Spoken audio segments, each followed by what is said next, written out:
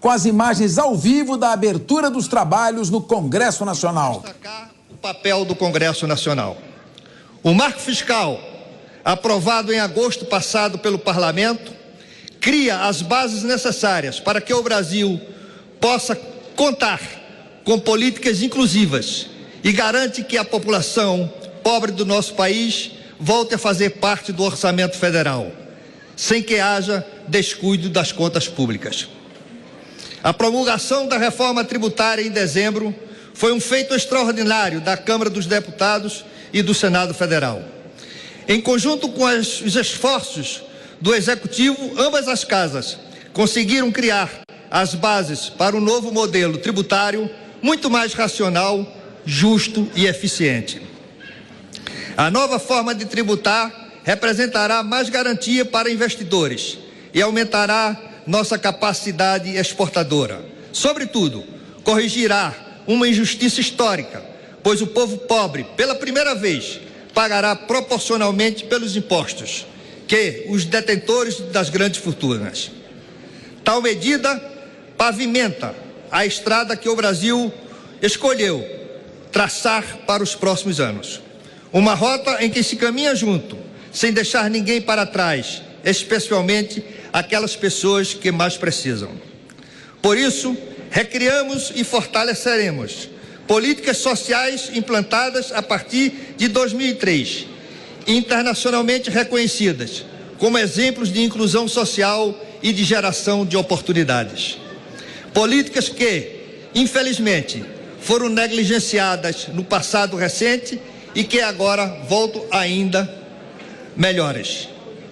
O Bolsa Família, o Minha Casa Minha Vida, o Mais Médicos, o Brasil Sorridente e a Farmácia Popular estão de volta.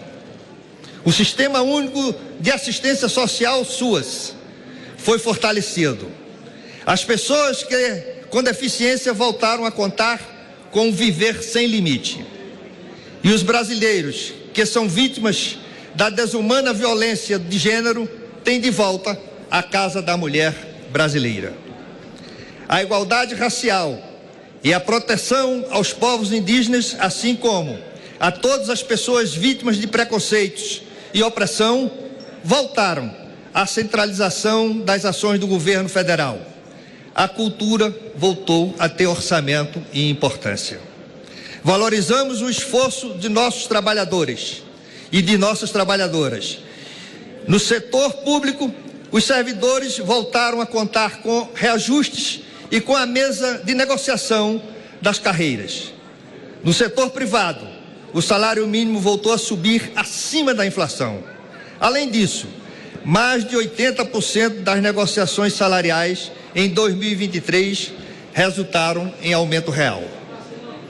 Temos novamente uma política perene de valorização do salário mínimo, que repartirá os ganhos do crescimento econômico com a população trabalhadora. E a Lei de Igualdade Salarial entre Homens e Mulheres foi aprovada com ampla maioria neste Congresso. Trabalho igual, salário igual. A educação da creche e pós-graduação voltou a ser prioridade. Promovemos a retomada de obras paralisadas e recomposição orçamentária de universidades e institutos federais e o reajuste dos repasses da alimentação escolar e das bolsas de graduação e pós-graduação.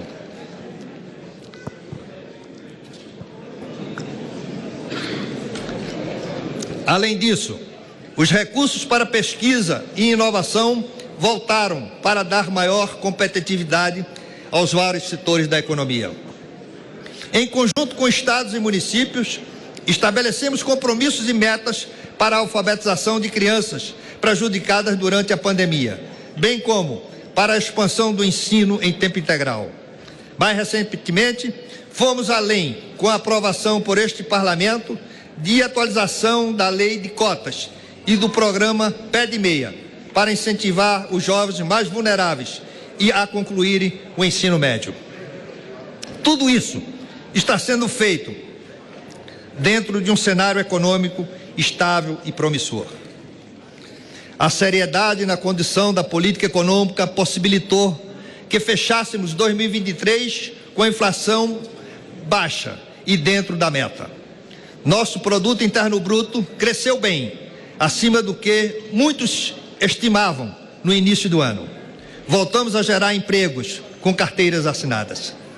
Encaminhamos para seguir crescendo de forma consistente nos próximos anos. O Brasil, de norte a sul, está voltando a ser o palco de grandes obras de infraestrutura. O novo PAC organiza investimentos públicos e privados da ordem de 1,7 trilhão. O programa inclui rodovias, ferrovias, plantas de geração e linhas de transmissão de energia, para que nossa economia tenha ainda mais fôlego para crescer. Mas inclui também aquilo que faz diferença imediata na vida de quem precisa. Uma nova unidade de saúde, a escola, a creche, a moradia decente, o bairro urbanizado, a água em quantidade adequada, mesmo durante a seca. As obras do novo PAC, durante sua execução, vão gerir pelo menos 4 milhões de novos empregos e seguirão induzindo o desenvolvimento depois de concluído, postrarão oportunidades e competitividade para as regiões que hoje ainda não conseguem explorar todo o seu potencial. Os empreendimentos de infraestrutura, assim como todos os grandes programas que temos executado, levam em conta o inevitável caminho da sustentabilidade. Assim como priorizamos a transição energética do novo PAC, trabalhamos com condicionantes ambientais no plano Safra 2023-2024, que é o maior da história, e o plano Safra da agricultura familiar, também com orçamento recorde. Inclui linhas voltadas à agroecologia e ao aumento de produtividade das pequenas propriedades. Do mesmo modo, a nova política industrial vai gerar mais e melhores empregos em setores que aproveitem a nossa capacidade exportadora de produtos de baixo carbono. O Brasil, entre as grandes nações do mundo, é a que melhor reúne as vocações naturais, o conhecimento científico, a infraestrutura energética e a experiência produtiva, para ser grande potência sustentável do século XXI e liderar as transformações ecológicas. Por esse motivo, voltamos a dar o exemplo em casa. Em apenas um ano, de acordo com dados do Instituto Nacional de Pesquisas Espaciais, INPE, reduzimos pela metade o desmatamento da Amazônia. Retomamos nosso compromisso de zerar o desmatamento naquela região de 2030. E restabelecemos metas ambiciosas de redução de carbono após os recuos promovidos pelo governo anterior. Nosso compromisso com o futuro do planeta, a seriedade que tratamos nossa inserção no comércio global e nossa luta por um mundo mais justo, com mecanismos efetivamente democráticos de concertação entre as nações, fizeram com que o Brasil voltasse a ser ouvido nos fóruns internacionais. E seremos ouvidos cada vez mais neste ano de 2024. Estamos ocupando a presidência rotativa do G20. Em 2025, sediaremos em Belém a COP30, que será uma das mais importantes cúpulas de clima das últimas décadas. No mesmo ano, sediaremos em nosso país a cúpula do BRICS. Nossa política externa, ativa e altiva, voltou a nos dar soberania necessária para termos nosso lugar em um mundo que enfrenta tantos desafios e traz benefícios imediatos para a nossa economia e nossa população, com a abertura de novos mercados e estímulos cada vez maiores para as nossas exportações. Senhoras e senhores parlamentares, o diálogo é condição necessária para a democracia. Diálogo que supera filiações partidárias, que ultrapassa preferências políticas ou disputas eleitorais, que é antes de tudo, uma obrigação republicana que todos nós, representantes eleitos pelo povo, temos que cumprir. E por isso que o governo federal reforçou, desde o primeiro dia do ano passado, a interlocução de alto nível com os mais diversos setores da sociedade. Recriamos conselhos que nunca deveríamos ter sido extintos. Voltamos a realizar as conferências nacionais. O plano plurianual voltou a ser participativo. Ele está presente ainda na justa resolução do sufocamento financeiro em que estamos, estados e municípios foram arrastados após a pandemia e o descaso do governo anterior. E também na pronta resposta a desastres e tragédias naturais, cada vez mais frequentes devido às mudanças climáticas. O diálogo aparece também na volta da concessão do crédito para o desenvolvimento. Em apenas um ano, os bancos públicos federais fecharam contratos de empréstimos para estados e municípios com valor equivalente à soma de tudo o que foi feito nos 4 anos anteriores.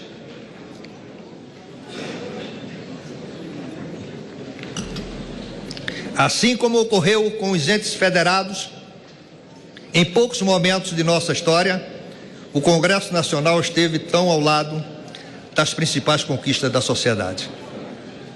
Os programas e as políticas públicas que devolvem dignidade ao povo brasileiro e criam as bases do nosso desenvolvimento não existiriam sem um parlamento. Programas e políticas que não são apenas do executivo, mas criadas a muitas mãos, já nascidas, portanto, com a força da democracia. É o caso do Desenrola, um dos nossos compromissos de campanha, que se tornou ainda mais efetivo e amplo, com a contribuição do Congresso e possibilidade a milhões de brasileiros renegociarem suas dívidas com até 98% de desconto. Ou de medidas de barateamento de créditos, como o novo marco de garantias, que impulsionam o nosso desenvolvimento ao criar um ambiente econômico com mais estabilidade, previsibilidade e credibilidade para o investidor. Todas essas vitórias conjuntas, algumas vindas de projetos apresentados pelo Executivo, outras oriundos do texto iniciado no Congresso Nacional, representam o nosso compromisso comum com o Brasil e o povo brasileiro. Compromisso que, tenho certeza, se manterá ao longo da trajetória que nós todos começamos a trilhar, pois temos todos nós muito a fazer. Juntos, seguiremos lutando diariamente pelos direitos mais básicos daqueles que ainda sofrem com a fome, com as desigualdades, o preconceito, a violência e o ódio. Juntos e com muito diálogo, seguiremos criando as condições para que o Brasil ocupe o papel que lhe cabe no mundo, um papel de vanguarda no combate às mudanças climáticas, de liderança de uma nova manufatura e de uma nova agroindústria competitiva, moderna e sustentável. Seguiremos construindo o país que terá o tamanho dos nossos sonhos, terá o tamanho dos nossos potenciais e da força de nosso povo trabalhador. Um país mais desenvolvido, mais justo e mais solidário, livre de todas as formas de desigualdades. Desejo a todos que representam o povo brasileiro neste parlamento um excelente ano legislativo, cheio de trabalho e de muitas conquistas. Luiz Inácio Lula da Silva, Presidente da República Federativa do Brasil. Então, deputado Luciano Bivar fazendo a leitura dessa mensagem enviada pelo Presidente da República.